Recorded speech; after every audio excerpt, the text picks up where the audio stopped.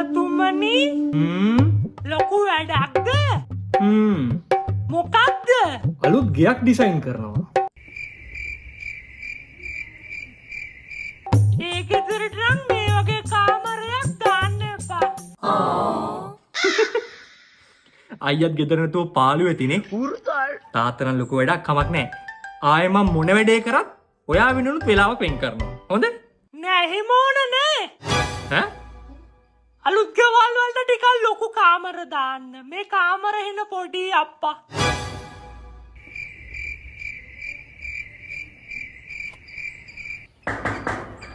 ඒ ගමන මොකද්ද? මේ සානක මහත්තයලගේ ගෙදරද? කොහොමයි? මට කරදරයක් වුණා කිව්වට බලලා යන්න දාවේ. නෑ එහෙම කැහිල්ලක් නෑ. පණිවිඩයක් කියලා යන්න ආවේ. පියතුමා කිච වුණා. රුවන් දර්ශන සර්ගේ කම්බයින් මැත්ස් රිවිෂන් ක්ලාස් එක දෙසැම්බර් මුල සතියේ පටන් ගන්නවා කියලා ලොකු පුතාට කියන්නේ. මාස 8න් සම්පූර්ණ සිලබස් එක මුලින් ඉඳන් කවර් කරනවලු. ලොකු එකාව ඒකට යවන්න. කොහොම ඉතින් ගේ හොයාගත්තේ?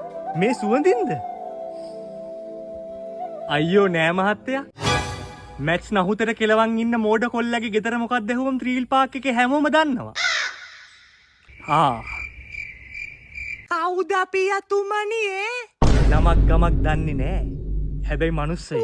ඉතින් නමක් ගමක් දන්නේ නැති උන්ගෙන් පන්ති ගැන අහන්නේ මොකටද? ඔබට පණ්ඩිත කඩක් නෑනේ. ඌ කවුද කියලා මන් දන්නේ නැතුණාට රුවන්ස හොඳයි කියලා මන් දන්නවා. ඔබ බලන් ගිය ඇතුළට. කාකෂා එපා එලවන්න. උන්ද ඔය ශාස්ත්‍රයක් කියන්නේ. ශාස්ත්‍රයක්? ඇඹුල් ගහක ඉඳන් අමුත්තෙක් කඩන්නේ ගෙදරට කාක්කෙක් කෙනකොට.